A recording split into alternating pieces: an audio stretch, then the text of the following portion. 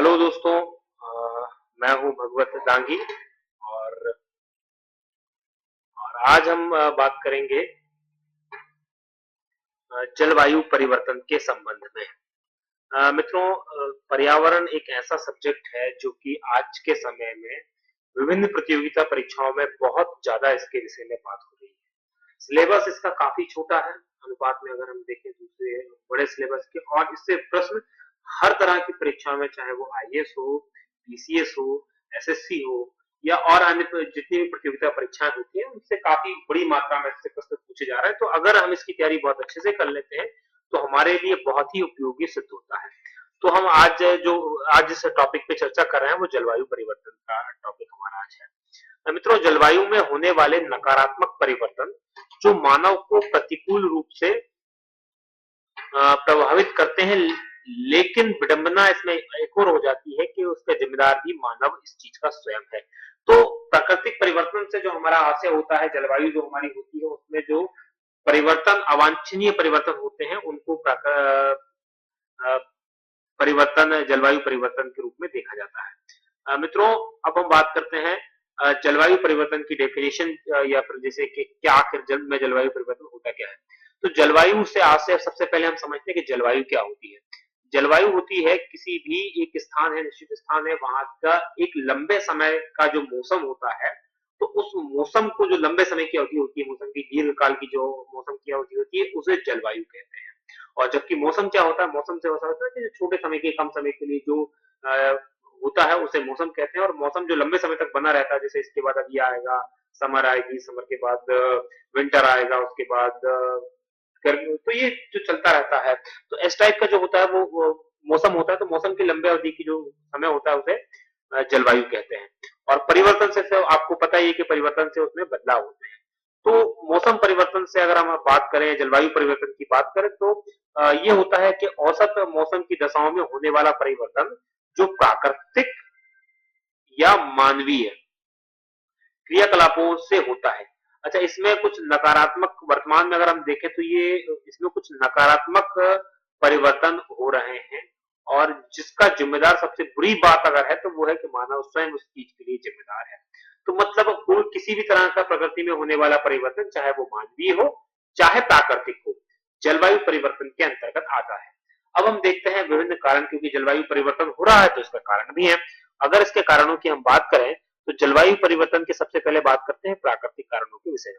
तो प्राकृतिक कारण है, जो पहला प्राकृतिक कारण है वो सौर कलंक, मतलब सूरज जो है हमारा, उसमें काले धब्बे होते हैं, और उन काले धब्बों की अगर संख्या बढ़ जाती है तो मौसम क्या हो जाता है, ठंडा, क्योंकि काले धब्बों की संख्या बढ़ने से ऊर्जा कम उत्पन्न होती है और मौसम ठंडा और आर्द्र हो जाता है, और तूफानों की संख्या भी इसके कारण बढ़ जाती है। जबकि संख्या घटने पर, मतलब अगर उसके काले धब्बों की संख्या घट जाती है तो मौसम उष्ण हो जाता है, शुष्क हो जाता है, और शुष्क दशाएं जो है पैदा हो जाती है। तो इससे भी मौसम, जलवायु में परिवर्तन होता है। दूसरा जो एक नियम है, मेलेंकोविच दोलन का सिद्धांत, ये एक मेलेंकोविच दोलन का सिद्धांत है। इस सिद्धांत के अनुसार सूर्य के चारों ओर, जैसे आपको पता है कि पृथ्वी सूर्य के चारों ओर परिक्रमा करती है, तो परिक्रमा करते समय जो उसकी कक्षा होती है उसके लक्षणों में जो बदलाव होता है, जैसे पृथ्वी सूर्य से दूर चली जाती है, फिर उसके अक्ष पे झुकाव होता है, कभी उत्तरायण होती है तो कभी दक्षिणायन होती है, तो उसके कारण जो परिवर्तन होता है उसमें, सूर्य ताप प्राप्त होने में जो परिवर्तन होता है, तो सूर्य ताप की मात्रा घटती है कभी, क्योंकि पृथ्वी कभी सूर्य के पास आ जाती है, कभी सूर्य से दूर चली जाती है, तो मात्रा में परिवर्तन हो जाता है। तो इस मात्रा से के घटने बढ़ने से भी परिवर्तन होता है। दूसरा, ज्वालामुखी क्रिया जो होती है उसके कारण भी होता है। मित्रों, जैसे कि आपको पता है कि ज्वालामुखी फटते हैं, और जब ज्वालामुखी फटता है तो उससे धूल और गैस के कण वायुमंडल में निकलते हैं, और वो वायुमंडल को ढक लेते हैं, जिससे सूर्य की रोशनी जो होती है, वो सनलाइट जो होती है वो पृथ्वी पर आने से उसमें रुकावट आती है, और उससे तापमान, औसत तापमान जो होता है वो कम हो जाता है, साथ में गैसेस में भी बदलाव आता है। तो ये सब जलवायु परिवर्तन के प्राकृतिक कारण है। अब हम बात करेंगे जलवायु परिवर्तन के मानव जनित कारणों की, जो कि सबसे इंपॉर्टेंट है, और इन्हीं के कारण आज वर्तमान में सारी समस्याओं को भोग रहा है मानव। विभिन्न समिट्स विश्व पे हो रही हैं, तो ग्रीन हाउस प्रभाव जिस क्या होता है, सबसे पहले उसे समझने की हम कोशिश करें। तो इसमें आशय ये होता है कि पृथ्वी जो हमारी होती है उसमें सूरज से ऊर्जा प्राप्त होती है, जो विकिरण के रूप में हमें सूरज से ऊर्जा प्राप्त होती है। तो ऊर्जा जब हमें सूरज से प्राप्त होती है, सूरज से जो किरणें आती हैं, वो पृथ्वी तक पहुंच तो जाती हैं, लेकिन जब पृथ्वी से वापस सूरज की ओर जाती है तो एक जो गैसेस होती है, यहाँ आप चित्र में देख सकते हैं इनको, जो इसमें प्रमुख CO2 है, कार्बन डाइऑक्साइड, मीथेन है, नाइट्रस ऑक्साइड है, तो ये जो गैसें होती हैं वो उस विकिरण को, ऊर्जा को बाहर जाने से रोक देती है, उसे लॉक्ड कर देती है, जिससे पृथ्वी, ये समझिए कंबल की तरह काम करती है और पृथ्वी पर एक आवरण बन जाता है और पृथ्वी का तापमान बढ़ने लगता है। इसके लिए जो प्रमुख उत्तरदायी गैसें हैं वो है carbon dioxide, sulphur dioxide, methane, nitrous oxide, chlorofluorocarbon. तो ये ग्रीन हाउस की प्रमुख गैसें, जलवाष्प भी इसके अंतर्गत आता है। ग्रीन हाउस के शब्द का सर्वप्रथम प्रयोग 1896 में स्वांते अर्हेनियस एक व्यक्ति थे, उनके द्वारा इसको प्रयोग किया गया था। तो ये गैसें पृथ्वी के वायुमंडल में आवरण बना लेती है कंबल के समान, और जिससे ऊष्मा जो है वो वायुमंडल से बाहर नहीं जा पाती और तापमान बढ़ने लगता है। तो एक तो जलवायु परिवर्तन के ये प्रभाव पड़ रहा है, दूसरा औद्योगिकीकरण और शहरीकरण। जैसे आपको पता है कि वर्तमान में औद्योगिकीकरण, शहरीकरण बहुत बढ़ रहा है, तो प्रकृति का इससे क्या होता है, अंधाधुंध तरीके से दोहन किया जाता है। मानव औद्योगिकीकरण और शहरीकरण में बढ़ोतरी लगातार कर रहा है, तो इससे जलवायु नकारात्मक रूप से प्रभावित होता है, जिसका हमें भुगतना पड़ता है। फिर अगला है वन विनाश। वन पृथ्वी के वन पृथ्वी के तापमान को नियंत्रित करते हैं। वन जो होते हैं कार्बन डाइऑक्साइड को सूख लेते हैं और ग्रीन हाउस प्रभाव को कम करते हैं। मानव अपने स्वार्थ की पूर्ति के लिए निरंतर वनों को काट रहा है, तो ये भी एक कारण है। फिर जीवाश्म ईंधन जो होता है, जीवाश्म ईंधन जो होता है, जो पृथ्वी से हमें प्राप्त होता है, पेट्रोलियम वगैरह जो होता है, ये जीवाश्म ईंधन या LPG गैस होती है। तो मानव द्वारा ईंधन के रूप में कार्बन डाइऑक्साइड और लकड़ी और कंडे के प्रयोग से वायुमंडल में कार्बन डाइऑक्साइड का स्तर बढ़ रहा है, क्योंकि जैव ईंधन जो मानव जलाता है, तो उससे ये सारी चीजें बढ़ रही हैं। तो ये भी एक जलवायु परिवर्तन के मानव जनित कारणों में से है।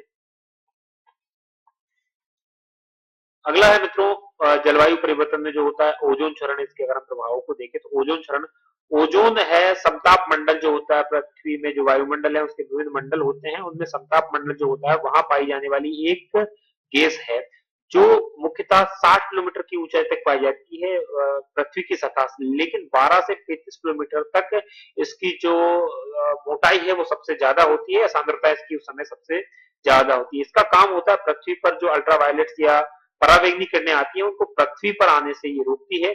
और ओजोन जो होती है वो O3, या जिसमें ऑक्सीजन के 3 परमाणु होते हैं और 3 अणु होते हैं, ये O3 गैस, इसका फॉर्मूला O3 है।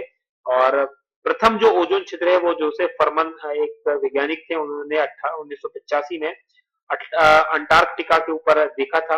और इसमें जो छेद का जो मुख्य कारण जो है, वर्तमान में जो मुख्य कारण है वो क्लोरोफ्लोरो कार्बन इसका मुख्य कारण होता है। और क्लोरोफ्लोरोकार्बन का प्रयोग एरोसोल और एयर कंडीशन, फ्रिज और अग्निशमक जो होते हैं इनके में किया जाता है।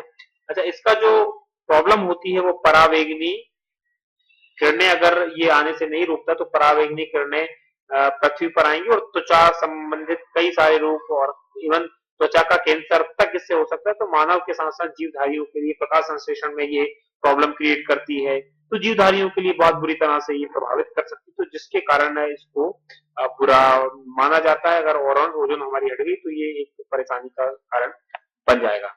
अगला है जो वैश्विक तापमान की जो वृद्धि या ग्लोबल वार्मिंग आज के समय की सबसे बड़ी समस्या के रूप में इसे देखा जा रहा है। तो अगर हम इसकी बात करें तो ये इसका मुख्य कारण है ग्रीन हाउस गैसें, जो ग्लोबल वार्मिंग बढ़ रही। इससे क्या हो रहा है कि ग्रीन हाउस गैसों में जो सांद्रण बढ़ रहा है उससे धरती का तापमान धीरे धीरे बढ़ रहा है, और धरती आज के समय में एक प्रेशर कुकर की तरह बनती जा रही धीरे धीरे। अगर हम ऐसे समय से नहीं संभले तो एक प्रेशर कुकर बन जाएगी और यहाँ पर रहना सारी दुनिया उबल जाएगी। और इसके जो प्रभाव है जो देखने में आ रहा है, तो पहला बर्फ का पिघलना। मित्रों, बर्फ अगर पिघलती है तो उसके कई बहुत सारे प्रभाव होते हैं। बर्फ के पिघलने से जो प्रमुख ग्लेशियर हैं वो नष्ट हो रहे हैं, और ग्लेशियर है, जैसे हिमालय के ग्लेशियर हैं और अंटार्कटिका के ग्लेशियर हैं, तो ग्लेशियर जो वर्तमान में मीठे पानी के सबसे बड़े स्रोत होते हैं, उनके नष्ट हो रहे हैं, उनके धीरे धीरे कम होती जा रही, तो वो समस्या पैदा होगी। साथ ही समुद्र का जो तल है वो ऊपर उठता जा रहा है। एक समुद्र के तल को ऊपर उठने से जो प्रॉब्लम होती है कि तटवर्ती क्षेत्रों में, क्योंकि अधिकांश जनसंख्या विश्व की तटवर्ती क्षेत्रों में बहुत बड़ी जनसंख्या रहती है, और उन क्षेत्रों में रहने वाले जो लोग हैं उनके लिए समस्या होगी इससे।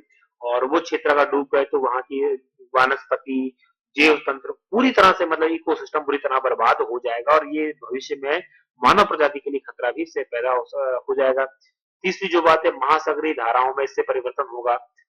जो गर्म जल धाराएं हैं, जैसे आपने देखी लानीनो और अल नीनो जो भारत में मानसून पर प्रभाव डाली है, इसमें हम थोड़ा सा विस्तार में फिर कभी बात करेंगे। लानीनो और अल नीनो जो प्रभाव होता है, तो जैव विविधता पर इसमें प्रॉब्लम आएगी, खाद्यान्न उत्पादन पर प्रॉब्लम आएगी, क्योंकि जैसे भारत जो देश है, भारत जैसे दक्षिण एशिया के जो देश है, इसमें तापमान बढ़ने से एक स्टडी कहती है कि लगभग 5% तक चावल की जो उपज है वो कम हो गई है ग्लोबल वार्मिंग के कारण।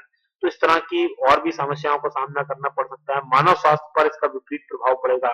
तो ये प्रभाव इसके मानव जलवायु परिवर्तन के हो सकते हैं, और इसके लिए सरकार ने जो क्या क्या प्रयास किए हैं, उन प्रयासों को हम समझेंगे अगले वीडियो में।